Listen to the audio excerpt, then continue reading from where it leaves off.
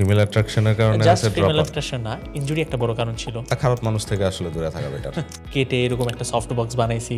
এনজিওগুলো কি আসলে এটার মাধ্যমে কারো উপকার করতেছে নাকি জাস্ট নিজেরা নিজেদের উদরপূর্তি করতেছে? আর এখন এমন অবস্থা 2026 সালে ফান্ড ক্রাইসিস দেখা দিচ্ছে, ডোনাররা ফান্ড করতেছে না, ইভেন বড় বড় এনজিওরাও ফান্ড পাচ্ছে না।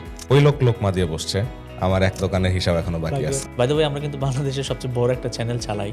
কারণ আমি চাই এই যে এই ওয়ার্কশপে আমার এখানে যারা জয়েন করবে, হ্যাঁ, তাদেরকে ঘাড় ধরে আপওয়ার্কে প্রজেক্ট পাওয়ানো। আজিজুলে ভর্তি হবে এরকম একটা প্ল্যান ছিল। প্রাইভেট ইউনিভার্সিটি ট্রাই করা হয়েছিল কি? বাপের পয়সা নেই। তাহলে আমাদের যে একজন ক্রিকেটার চিকিৎসার অভাবে মারা গেলেন। তো যখন কোনো কেস ইওনো পর্যন্ত যায়, তখন আপনাকে উইদিন 15 মিনিট আপনাকে অ্যাকশন নিতে হবে। গতকালকে মারুফ ভাই প্রথম তার প্রজেক্ট পাইছে।